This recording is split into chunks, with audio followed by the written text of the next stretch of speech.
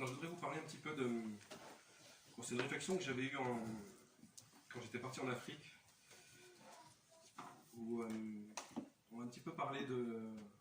Bon, je m'étais présenté, qui j'étais, et un petit peu ce qui nous rapprochait, ce qui me rapprochait finalement de ces personnes qui étaient là devant moi. Et finalement, c'est quelque chose aussi où là, ensemble, on a des points communs. On est tous effectivement citoyens du monde, français. On est aussi, certains sont d'Orange, certains sont de Camaret.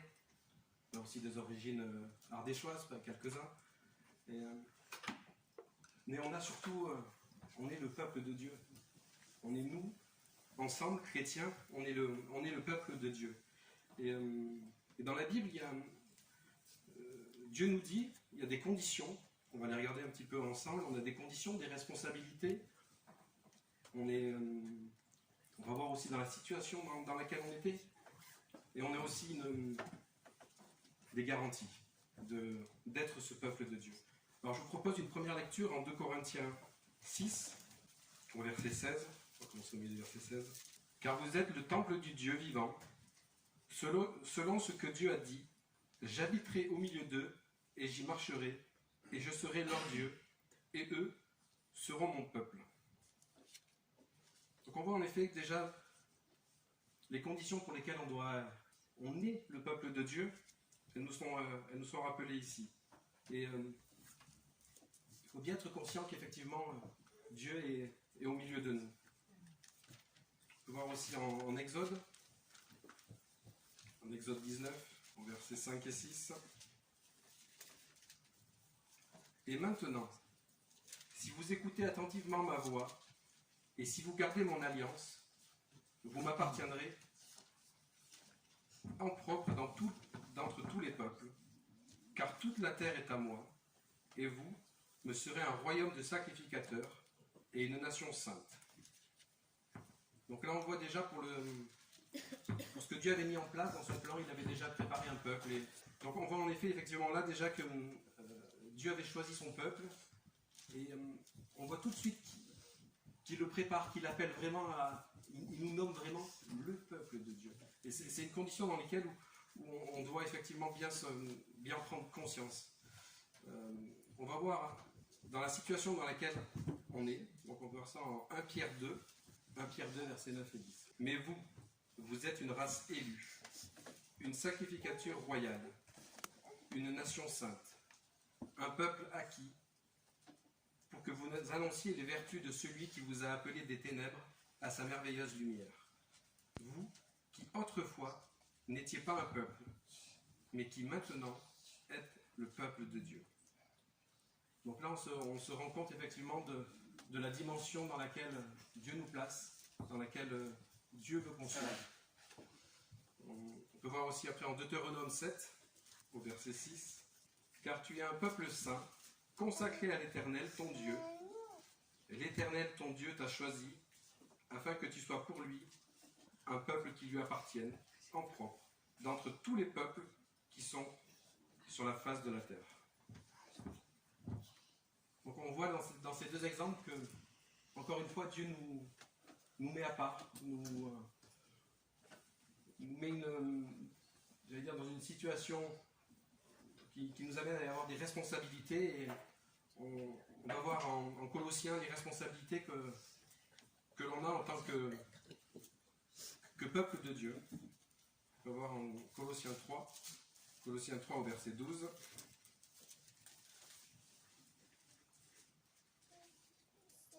Revêtez-vous donc, comme des élus de Dieu, saints et bien-aimés d'entrailles de miséricorde, de bonté, d'humilité, de douceur, de longanimité, vous supportant l'un l'autre et vous pardonnant les uns aux autres.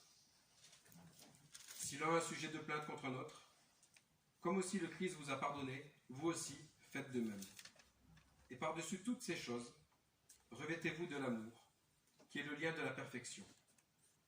Et que la paix du Christ, à laquelle aussi vous avez été appelés en un seul corps, préside dans vos cœurs, et soyez reconnaissants.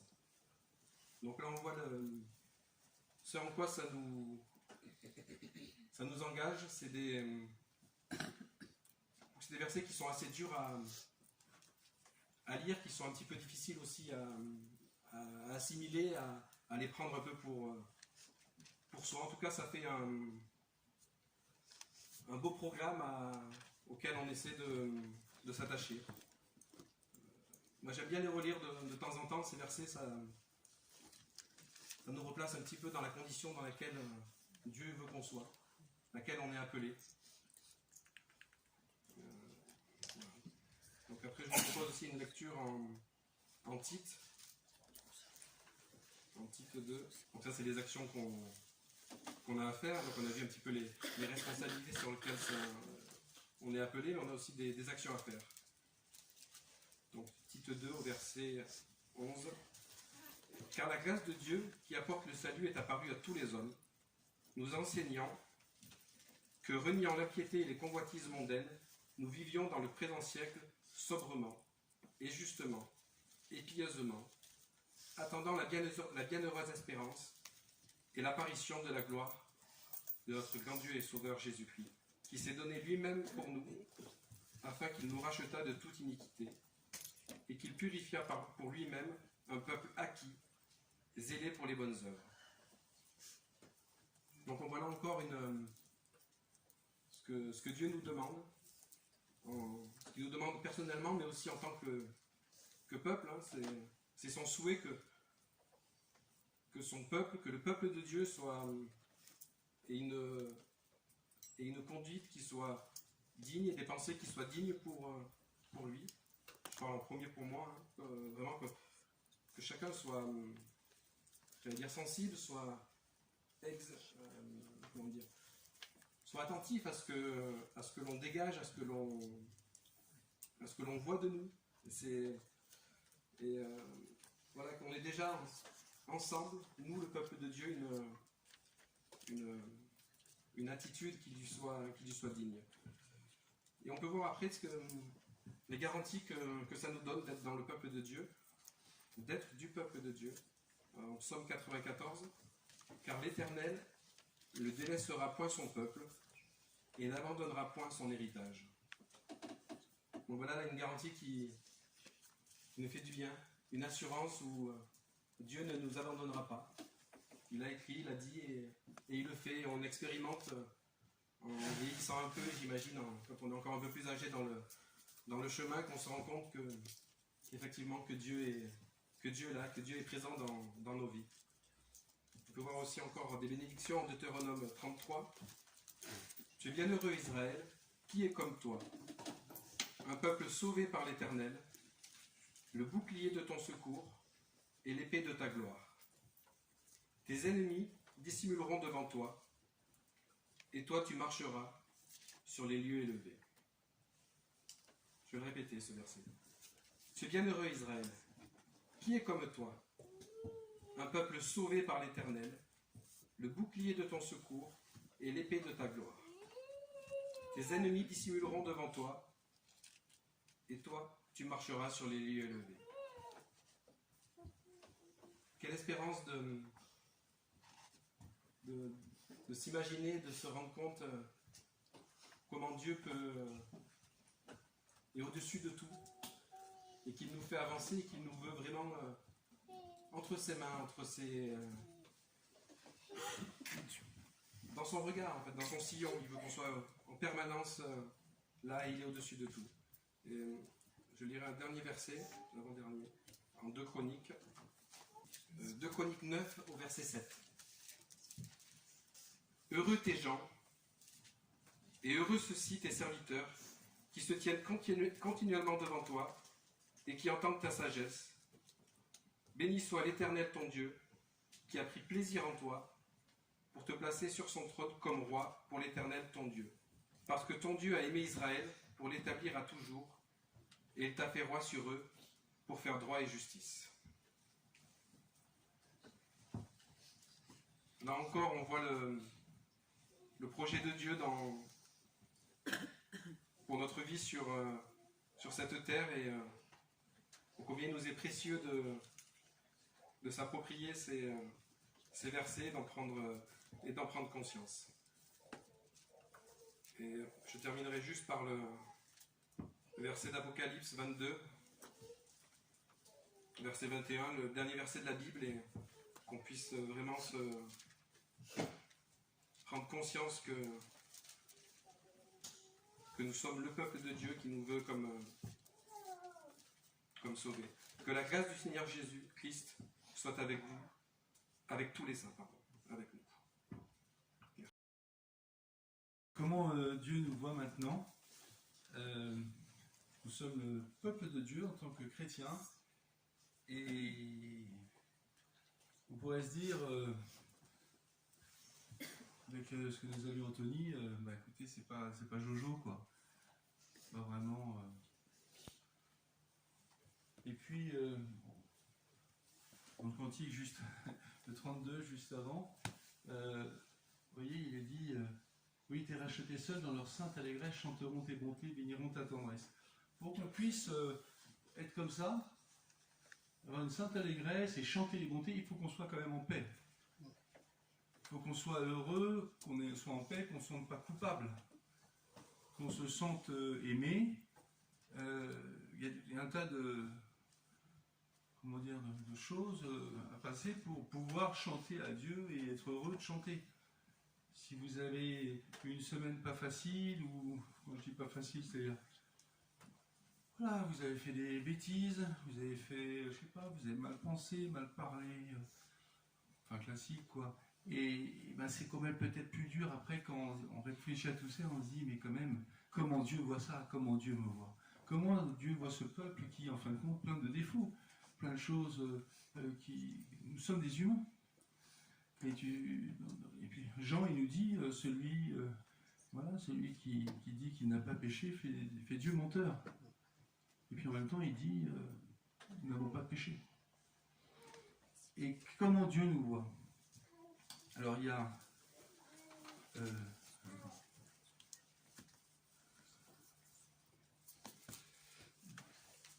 dans le livre des Nombres,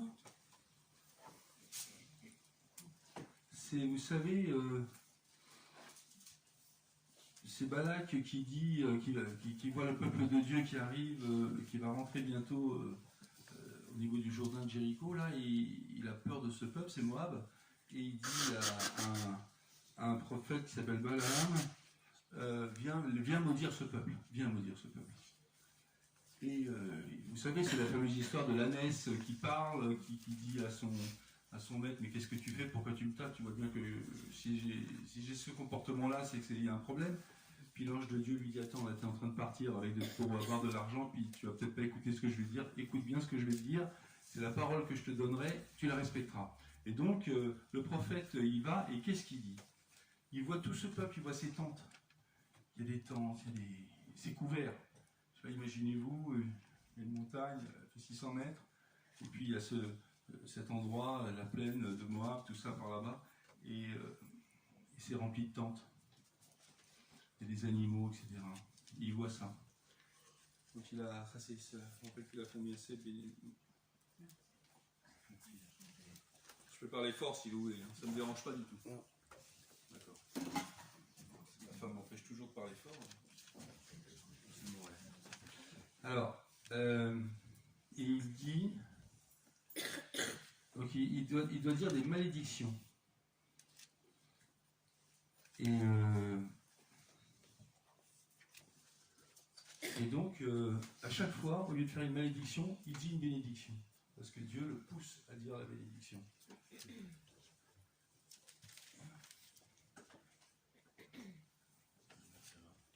C'est le verset?